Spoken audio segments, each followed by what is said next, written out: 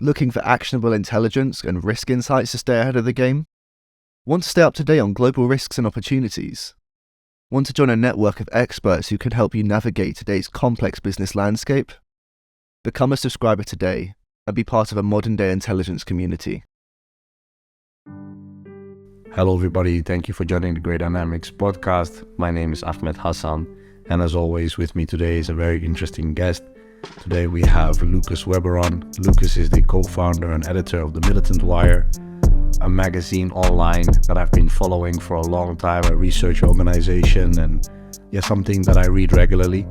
And as a researcher, he's interested in great power competition and transnational violent non-state actors. I think Lucas will do a much better job at introducing himself than I did. Thank you so much for joining us, Lucas.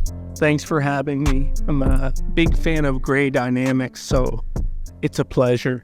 It's mutual. So tell me a little bit more about yourself, Lucas, if you can, and about the Militant Wire. How did that came about, and what are you guys up to now?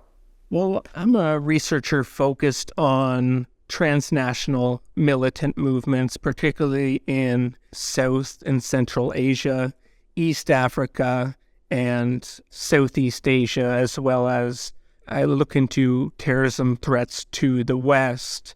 And something else that has fascinated me and I have been writing about quite a bit is how militant groups around the world are responding to the intensification of great power competition, and also how Islamist groups are responding to the rise of China.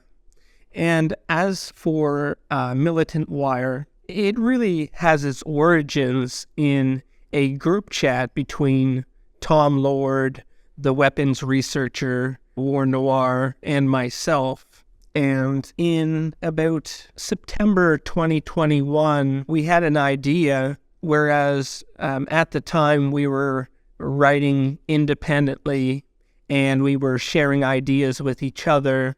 So we figured, why not just create our own platform and our own research network? And so we went ahead and we thought of a name. We found a platform to host it, and it's grown fairly quickly and consistently and has begun to receive a lot of attention. And Militant Wire itself, what we try to do is we cover militant activity, irregular warfare, criminal organizations, essentially non-violent, non-state actors across the world. And we do so in a way that is bereft of morality, essentially. We just strictly report on the details of the events, what the actors involved have said for themselves, and what state governments have said in response to attacks or certain developments without giving our opinion. And I find a lot of our readers have this kind of semi-objectivity has appealed to a lot of our readers because we are in a hyper-polarized political landscape, and we are basically trying to avoid becoming that. So I think this is one of our strengths. And so we also have built up a robust and global network of researchers where all of our team members can approach each other and tap into their expertise to help their own personal research. And this has really helped our researchers individually develop and our outlet grow. Really cool. That's very interesting. And are there any areas that you believe that you guys have a better coverage on around the world? We essentially, it's a generalist organization that's global in scope. So we do a little bit here, a little bit there, and we try to keep up to date on as many developments as we can. And I would say in War Noir's work in particular, he covers so many organizations in so many countries on so many continents. It makes my head spin, and he's still able to pump out articles analyzing the weapons of these groups fairly regularly, and it's really phenomenal to see him work. So I think we have a unique advantage on the weapons analysis side. And yeah, I think we're solid all around and put out quality product for our readers. Yeah, very much so. Very interesting. Is there a model reader of Militant Wire? Not maybe a model reader, but who is it for, first of all? And who do you think engages most, or who do you want to engage most? We should start actually from our approach. So because we know objectivity isn't possible, so we try to just be highly descriptive, and then we do give some threat forecasting. And I think because we don't moralize or over-editorialize, anyone can really find our work interested without becoming offended by, say, what we see in a lot of media, which is very Western-centric and often calls other governments regimes or slanders them in different ways. We just don't do any of this at all. And we want everyone to be able to appreciate our work and gain something from it, gain some insight from it, regardless who they are. And we have lots of subscribers from governments all across the world, intelligence agencies, NGOs, think tanks, universities, and then we have lots of, for instance, conservative readers or anarchist readers, communist readers, all across the spectrum. So I think that our approach is that I described earlier is really working in attracting people from all walks of life and all areas of thought, essentially. So at the moment for you, what are you working on? What is your focus right now? Right now, I am working mostly on ISKP, the New People's Army in the Philippines, Al-Shabaab in East Africa, and we are heavily covering Ukraine and especially the ideological formations on each side, the irregular tactics, the cross-border incursions, assassination attempts, the real gray zone, irregular aspects of this war. And yes, that's pretty much what we are working on right now. We're looking at Alec Bertina and I are looking at the Russian Imperial Movement and the Russian Imperial Legion and their role historically in Ukraine and their involvement in the post-invasion era of the war. All right. I remember you talking about ISKP, and I want to get into that in a second. But I wanted to ask you a question on something that I've been thinking about for a while, about the work that you did. If I'm not mistaken, it was you and not your colleague, on the so-called White Power Rangers. Yes, this was an interesting organization I came across when looking through the kind of prosy online sphere, and particularly the far-right formations such as Rusich.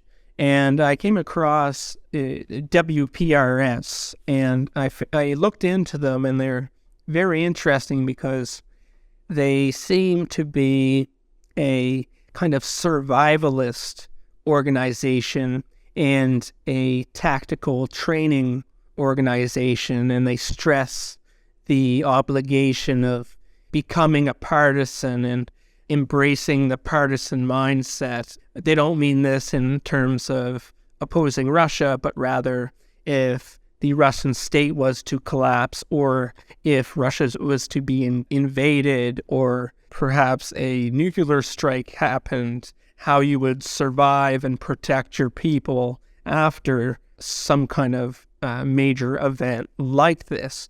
Now, we have also seen them post a lot of training videos and in wooded areas, nighttime raid simulations. And we have seen them actually members of the organization or network or movement or whatever fighting on the front lines in Ukraine. So we know that they are also directly involved in the invasion and have been for quite some time. And what do you think makes them different, for example, like any of the identity-focused groups? Is there a difference? Maybe a better question. My main interest was because no one was covering them. I mean, they kind of have a national socialist, eco-fascist type of ideology or outlook that kind of distinguishes them from, say, Rusich. And I found that, for instance, interesting, and that is something that defines them. All right. Yeah. I mean, the names they pick is, to say the least, interesting, because I don't know whose idea it was to come up with the White Power Rangers. But yeah, you mentioned ISKP, maybe also like, I think there's people, not many, but there are people listening who don't know what ISKP is. Maybe you could start there and where we are today with them.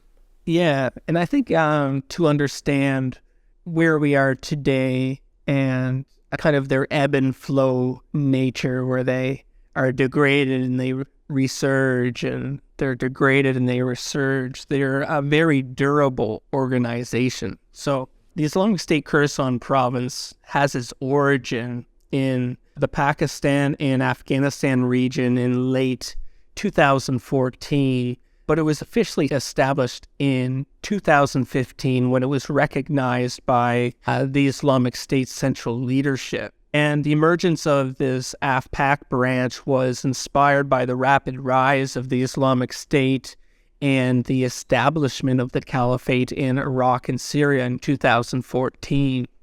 And many view ISKP as an Afghan group, but there is a quite notable Pakistani element dating to ISKP's nascent phase, including the Islamic State's subsumption of various defected Pakistani Taliban factions in late 2014. And ISKP actually did then become a Afghan-centric organization when the Pakistani military intensified operations against the Pakistani Taliban and other groups, and this kind of drove them into Afghanistan given the immense pressure they were under. And ISKP became more heavily Afghanistan-based, and the competitions with and hostilities toward the Taliban were then exacerbated. And this is important when we come to the present, because this is kind of the origin of the conflict with the Afghan Taliban. So ISKP also angered the Taliban when they co-opted multiple other factions previously aligned with the Taliban, such as the Islamic Movement of Uzbekistan. And incorporating these groups brought expertise, seasoned fighters, media operatives, and regional, geographical, and linguistic knowledge to the network. And ISKP subsequently became the target of U.S. and Afghan forces, while also having the Taliban become increasingly aggressive towards the Islamic State. And ISKP gained momentum in 2016 and 2017, but then it was degraded and experienced a series of setbacks due to this ramped up pressure from the U.S., Afghan forces, the Taliban, and for internal reasons. And as a result, ISKP forces were killed and hundreds more were arrested or surrendered. Leadership figures were killed and their territory was rolled back. And following ISKP's general rise and decline from 2015 to 2019, the group found its legs again and resurged in the summer of 2020. And ISKP implemented a new strategy where they placed less focus on seizing and holding territory, and then instead focused their efforts on a sustained campaign of militant attacks. Before the 2020 resurgence, for instance, ISKP was hitting soft targets, including places of worship, public gatherings, Afghanistan Shia communities, and Pakistan Sufi communities. They also hit hard targets of the state, infrastructure, security and government personnel and police forces. And essentially, the surge continued until the Taliban's takeover, where they markedly changed their strategy and really rose to become a media superpower in the jihadist space. Media superpower. Explain. Well, essentially, when the Taliban took power in August 2021, ISKP shifted much of its focus towards the new de facto government, and it launched an increasingly aggressive media warfare campaign designed to undermine, discredit, and delegitimize the Taliban. ISKP overhauled and bolstered its media production apparatus and revamped its strategy. This entailed a rapid move towards centralization while expanding its regional scope and international vision. Essentially, when the Taliban took power in August 2021, not only did ISKP shift its focus towards the new de facto government, it also increasingly launched an aggressive media campaign designed to discredit, undermine, and delegitimize the Taliban. And they were able to focus on one target instead of multiple, or focus on one enemy instead of multiple. And essentially, ISKP started to work to undermine the Taliban's foreign relations as they made efforts to become internationally recognized, attract investment and foreign aid from regional and international states. And the Islamic State Khorasan Province actually highlights the Taliban's pursuit of diplomatic relations with what ISKP perceives as great enemies of Islam as proof of the Taliban's moral degradation and corruption. And we can also see that ISKP expanded its recruitment, fundraising, and incitement campaign targeting South Asia and Central Asia. So what they have become the Islamic State group that produces propaganda in more languages than any Islamic State power center since the height of the caliphate. And this is quite significant. This is why I refer to them as a media superpower in the jihadist space. Yeah, that makes a lot of sense. And what is your opinion on the Taliban's response and their operations against ISKP and the role of, for example, the GDI? Hey, it took a while for the Taliban to really figure out the business of counterterrorism and counterinsurgency, as for years they were the insurgents and the terrorists. So they had to they started out with a lot of gaps and deficiencies in their counterterrorism apparatus.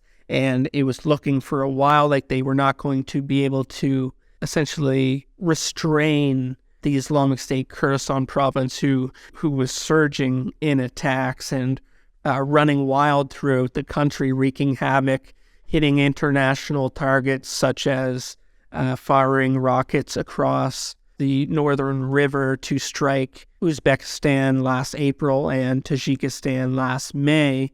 They also hit the Russian embassy, the Pakistani embassy, and targeted Chinese nationals in Kabul.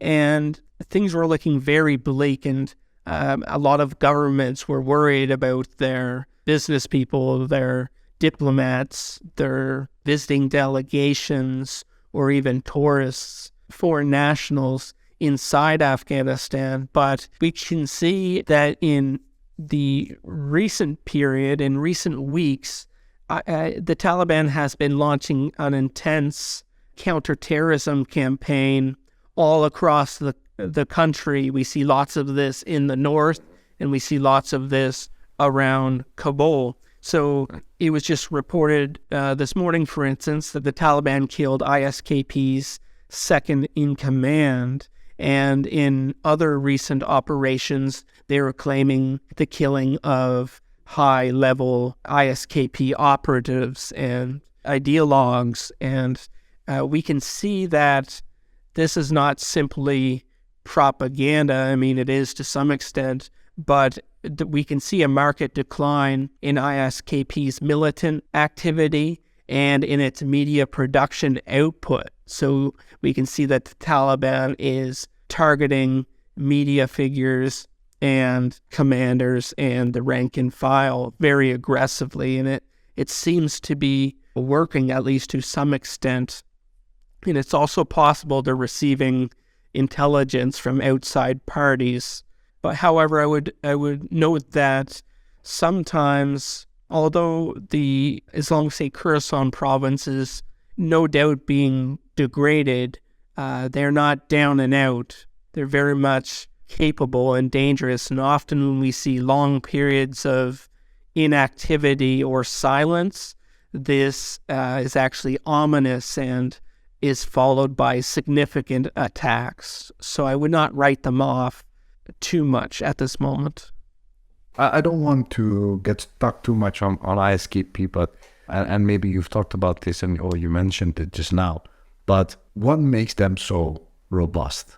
Well, they are able to attract from non-traditional ethno-linguistic groups. For instance, they, as I mentioned earlier, they have ramped up their recruitment activities in South Asia and Central Asia. And we can see through ISKP's martyr profiles of many Indian foreign fighters or Uzbek and Tajik foreign fighters that there are a lot of these figures in their ranks, and they're actually able to attract a fair amount and steadily foreign fighters, and they're also able to recruit from local populations, local and the larger ethnic groups as well, and compete with the Taliban or the Pakistani Taliban in doing so.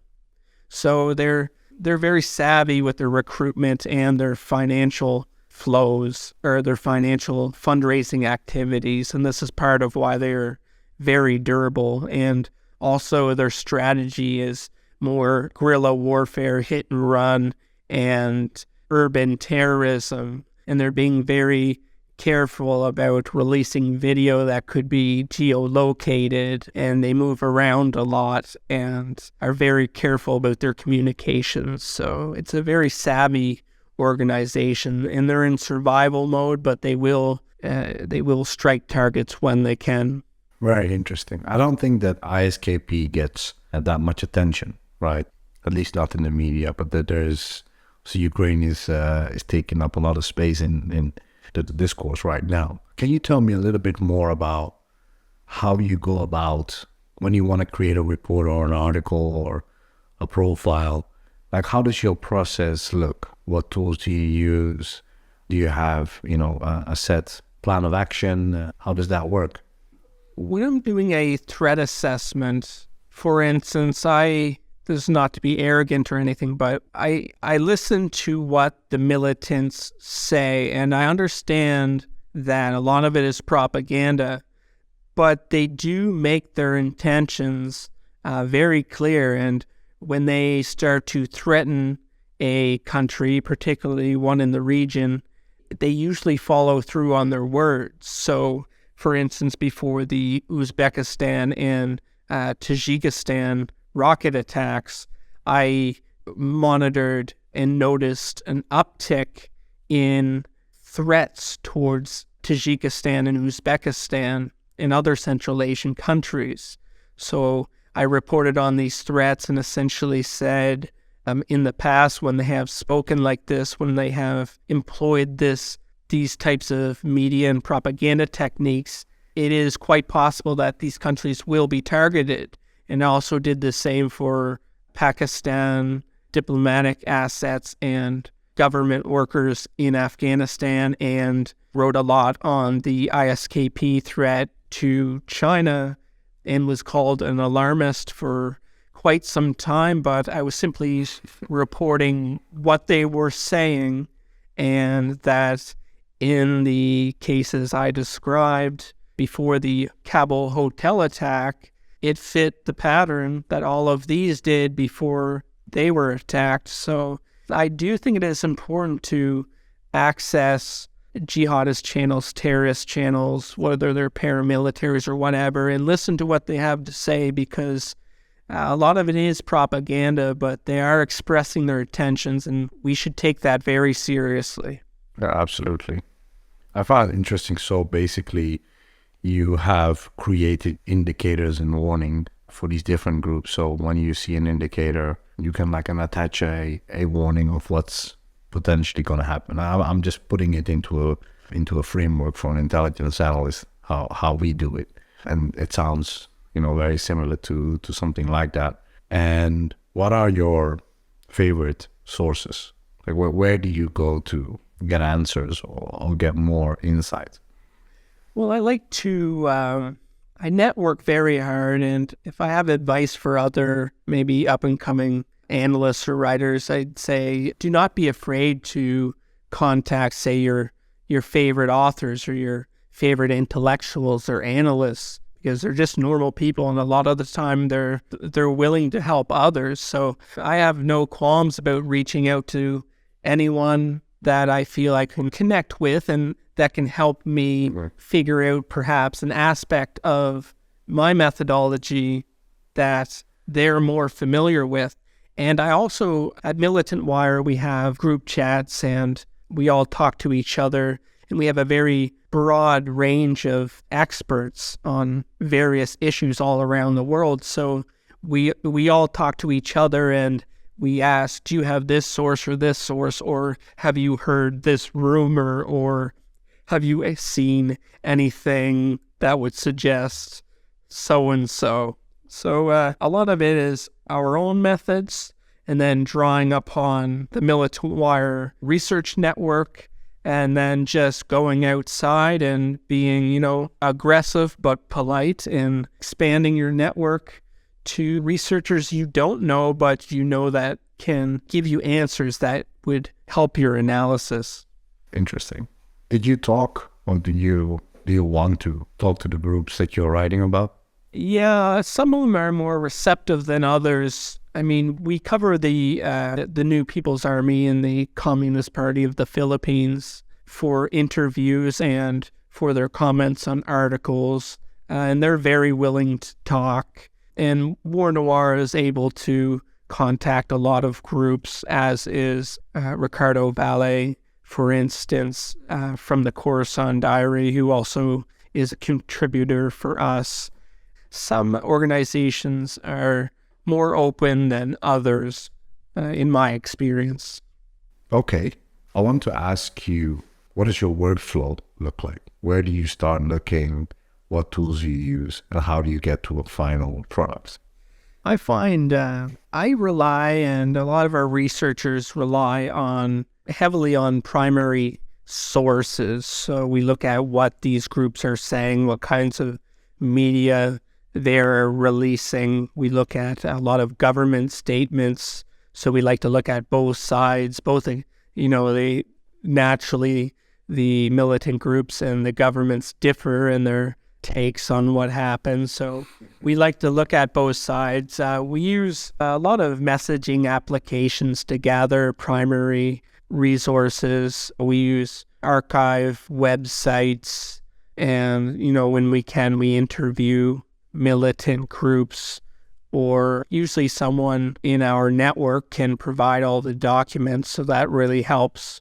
But really, my personal method or structure when doing research is I like to first get a firm grasp on the history and the context. I'm very big on history and context because I believe that to understand the present and to forecast the future, we need to look at the past.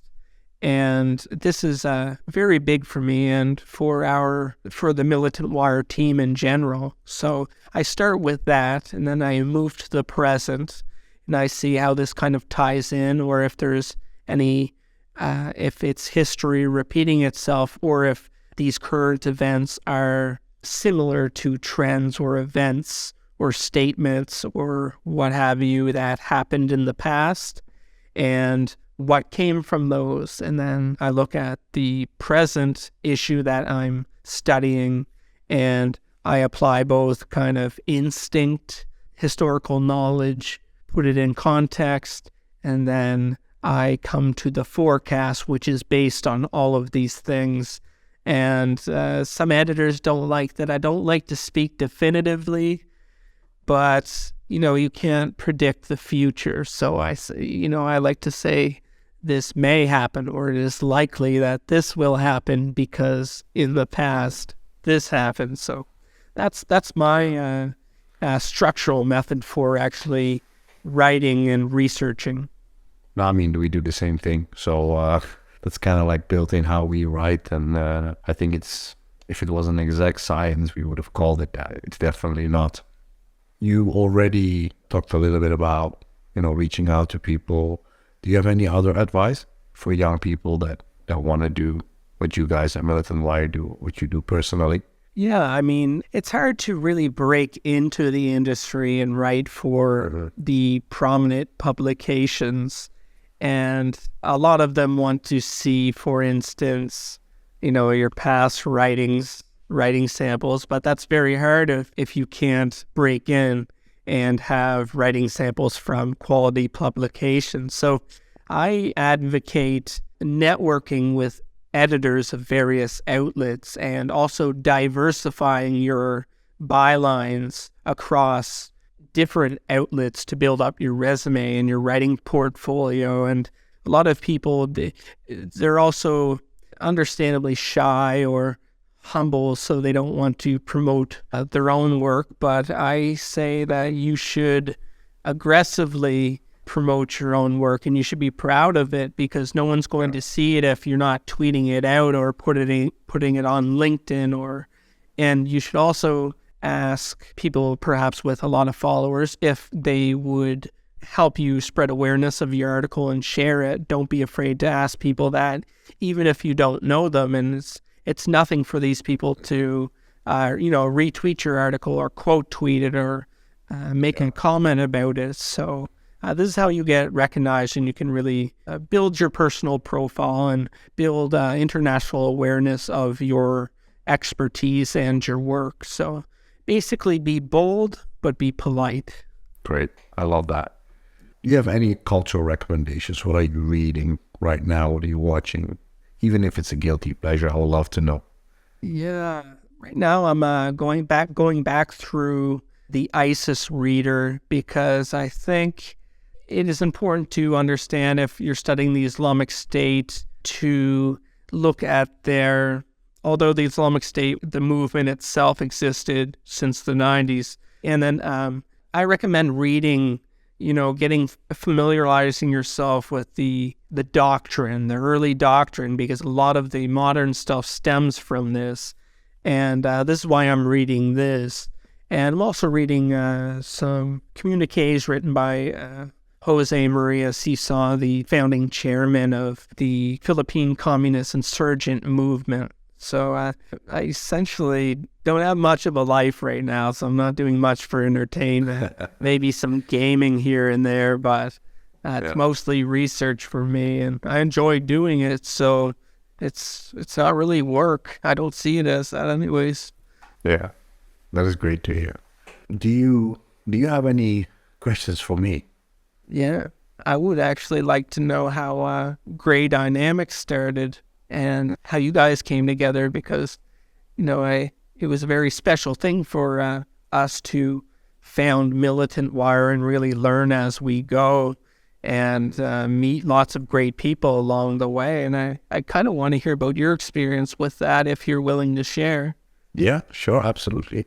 I'm not going to go too deep into it because we don't have much time. But so I started Gray Dynamics The idea was born kind of like late 2016 when me and at the time Seju Kim, who founded Great Dynamics with me, started talking and just maybe daydreaming about, what we would do post, our work that we used to do.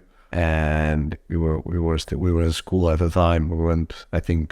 I went after work, I went back to school, and that's how we met. And we got an opportunity in 2017, early 2017, for a oil and gas company. And they had a report that was written by a large intelligence company in London, and they were not really happy with it. So they showed us the report and they told us how much they paid for it. And we both looked at each other and was like, there's no way that you pay so much money for something like this. And I remember that the topic was Western Sahara, like a market entry report for Western Sahara. And we were like, yeah, we believe we could do a better job for a more decent price than that. And we went out and we did it, and they loved it.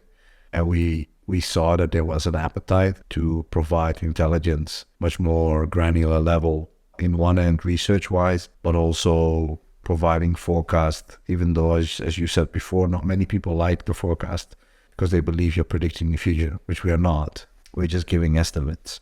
And so we did that, and then Great Dynamics was founded in 2017, August of 2017. But really, the first couple of years, I'll be honest about this, and the people that know me know this, but it was a struggle, so it was not it was absolutely not something that we saw as like a primary thing. So it was like a very much an uphill battle, but we knew what was out there, what others were doing. And I say that with respect, and we just believed that we could do a better job, and particularly when it comes to places like Africa, Latin America, and in general, just the global South, where you don't have the richness of data and sensors that you have in the West and perhaps in the Far East.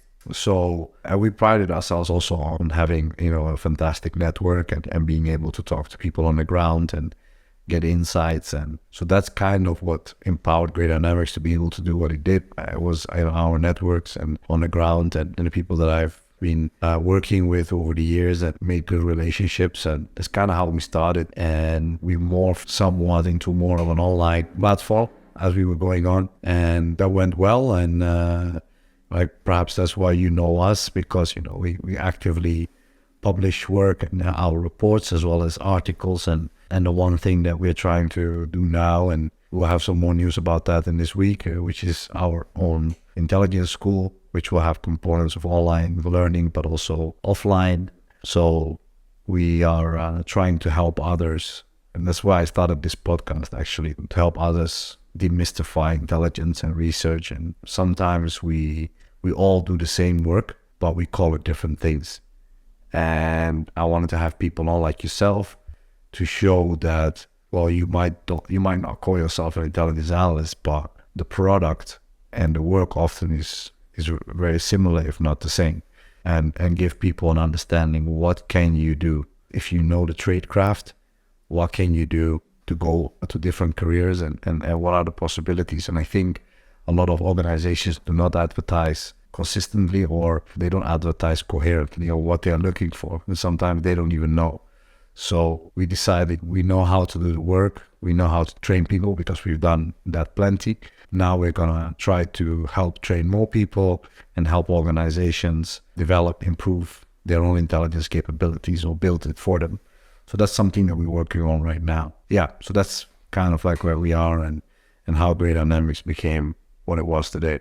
Yeah, well, I'm glad it happened. You're a great organization. You're doing a lot of great work. And appreciate that. You're one of the better ones out there. Means a lot. I'm glad to hear that you're continuing to grow. And I'm looking forward to seeing what you have planned for the future. Yeah, thank you so much, man. It's an honor to hear that from you, because I know we had similar journeys in that regard, and we look at very similar problems. And I've always been a big fan of the Militant Wire. I don't know why we haven't talked sooner, and the people involved. So that's I really appreciate what you guys are up to. Thanks a lot. I mean, it means a lot to us, and I'm sure the other guys will like to hear this. Yeah, absolutely. And as you said, we had Alec on we hope to have your other colleague on soon and talk about what he's working on. Again, thank you so much for coming on and talking about your process and how Militant Wire became what it is today, and what you guys are working on and what you guys are watching in the world. So yeah, appreciate that. And for anybody listening, as I always say, if you made it this far into the podcast and you like what we do, especially on YouTube, so if that's something that we've been doing lately, subscribe and give us feedback. We love that. And give a follow to the Militant Wire on Twitter. We put it all in the show notes so you can find Lucas and the Militant Wire and what they're up to. And yeah, if you want to subscribe to us and you want to support what we're doing, please go to greatdynamics.com. And if you want to support a great organization like Militant Wire, go to the militantwire.com. We will also have links of that in the show notes. And again, Lucas, thank you so much for your time and for everybody listening. I'll talk to you guys soon. Thanks for having me. Appreciate it. Cheers. Cheers. Looking for actionable intelligence and risk insights to stay ahead of the game? Want to stay up to date on global risks and opportunities? Want to join a network of experts who can help you navigate today's complex business landscape? Become a subscriber today and be part of a modern-day intelligence community.